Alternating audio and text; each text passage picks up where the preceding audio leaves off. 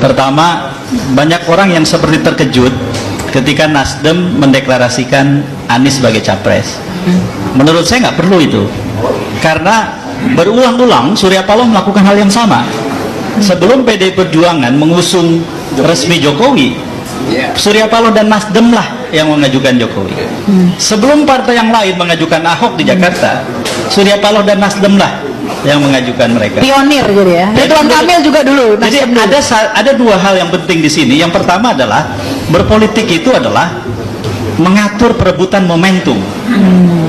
Dan dalam soal itu harus diakui bahwa Surya Paloh mengambil momentum di saat yang lain masih terus-menerus mempersiapkan diri. Terlalu lama, warming up-nya terlalu lama. Itu penting. Lalu kemudian yang kedua, yang menurut saya juga penting dalam kaitan dengan ini bahwa adalah ketika kemudian nama Anies diajukan oleh Nasdem, ada satu perbedaan yang harus kita garis bawahi di antara Anies dengan Jokowi. Tadi kan ada pertanyaan, apakah Anies akan jadi boneka oligarki juga pekerja partai? Ya, petugas partai. Pak Jokowi itu sudah jadi pekerja partai sejak jadi wali kota di Solo, bukan ketika jadi presiden. Dan Anies berhasil tidak jadi pekerja partai selama 5 tahun jadi gubernur. Poin bagus ini. Ini penting menurut saya untuk digarisbawahi supaya diskusi kita seimbang. Membandingkan itu kan harus begitu. Sekarang oligarki, tidak ada negara demokrasi di dunia yang tidak punya oligarki. Ya, betul. Problemnya adalah kepemimpinan yang berhasil dalam demokrasi adalah yang mengendalikan oligarki, bukan yang dikendalikan oligarki. Jadi harapan kita ke depan adalah ada presiden kita di masa yang akan datang ini yang bukan jadi alatnya oligarki, tapi dia mengendalikan oligarki. Bagaimana caranya? Pertama, ini harus jadi urusan saya dengan Anies nih. Urusan saya dengan Anies bukan urusan sebagai supporter. Urusan saya dengan Anies atau calon presiden yang lain sebagai voter. Kalau sebagai supporter, apapun yang dia kerjakan salah atau benar didukung, itulah supporter. Tapi kalau sebagai voter, orang yang habis memilih, pada hari selesai dia memilih, dia mengubah posisinya menjadi penagih janji. Ketika yang bersangkutan melanggar janji yang dia ajukan selama kampanye, maka orang itu harus di barisan yang terdepan untuk melawan.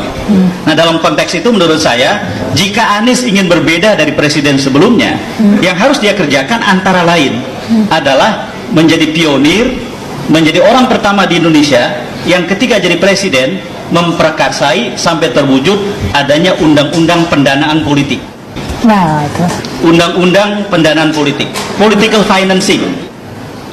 Indonesia tidak punya itu. Tidak punya itu. Memang ada aturan tentang politik, money politik di mana-mana tersebar, tidak pernah ada yang ditegakkan. Di Indonesia harus ada presiden yang berani mengambil posisi tidak konflik of interest dengan persoalan yang dibahas ini. Selama ini tidak ada yang berani. Selain itu juga 0% itu juga biangnya. Nah, menurut saya kalau ada undang-undang pendanaan politik, maka kemudian banyak sekali hal yang bisa dipersehat. Karena di banyak demokrasi, undang-undang pendanaan politik itu antara lain mengatur misalnya soal bagaimana uang dalam kegiatan politik dikumpulkan. Bukan hanya jumlahnya, tapi transparansinya, akuntabilitasnya. Lalu kemudian yang kedua, bagaimana uang dalam urusan politik dikeluarkan. Dalam demokrasi yang sehat tidak boleh ada orang yang duitnya tidak berseri, membuat iklan setiap hari, menghabiskan frekuensi publik di televisi, sementara tidak ada kandidat yang lain bisa menyaingi dia. Tidak boleh. Harus ada aturan itu.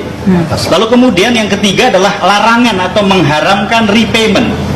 Tidak boleh ada orang membantu kampanye seorang kandidat, setelah itu ada kebijakan-kebijakan yang berpihak pada yang bersangkutan. Nggak boleh itu. Ya, tapi kan saat ini peraturan itu belum ada, Kang Ep. Belum ada. Nah, saya kok ragu ya kalau Anies ini nanti nyapresnya itu nggak dimodalin sama oligarki gitu. Nggak. Kalau soal pendanaan untuk pemenangan, saya kira semua membutuhkan. Tetapi pada saat terpilih dan dilantik, hubungan itu terputus, Rahma. Ya mana mau, nggak balik modal. Tergantung presidennya.